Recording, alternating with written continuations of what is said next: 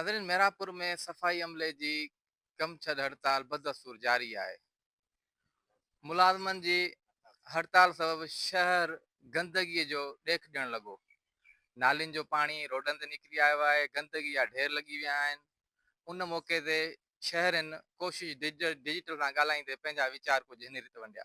अॼुकल्ह ॾिसूं पिया त एहतिजाज पियो हले सैनिटरी वर्करनि जो, टाउन जे मुलाज़िमनि जो, जेके सफ़ाई कंदड़ आहिनि शहर जी। हाणे असां ॾिसूं पिया त उहे जेके आहिनि मेन सफ़ाई कंदड़ आहिनि, उहे एहतिजाज ते वेठा आहिनि। तक़रीबन 3-4 ॾींहं थी विया आहिनि। हाणे 3-4-5 ॾींहं खनि थी विया आहिनि त उन्हनि कमु छॾे हड़ताल करे छॾी आहे।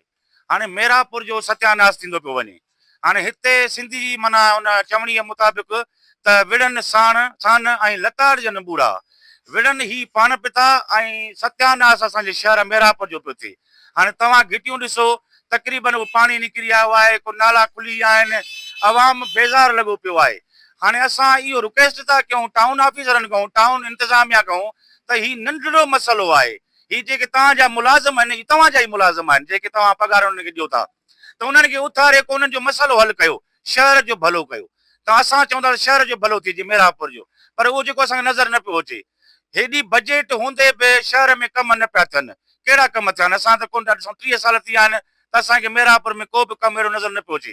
वरंदो जेको आहे सो अहिड़ो लाॻ ॾिनी पई वञे, जेको पघार उन्हनि ग़रीबनि जूं बंदि कयूं पियूं वञनि, मिसकिननि जूं, जेके कमु कनि, जेके नालनि में घिरनि ऐं जेके असांजे शहर खे सिंगारनि, उन्हनि खे पघारूं जो न ॾींदा त शहर असांजो खंडरात में तब्दील थी वेंदो। बराए महिरबानी करे इहो पंहिंजो नंढिड़ो मसइलो इहो हल कयो ऐं शहर जे भलाई सुथराई में साथ ॾियो। मेरापुर में गंदगी वधी वई आहे, किचरनि जा ढेर लॻी आहिनि। हिनमहिल ताईं का बि इंतिज़ामिया कान्हे का, न साफ़ सुथराई आहे, न छा पाणी आहे त रोडनि ते पियो थो निकिरे।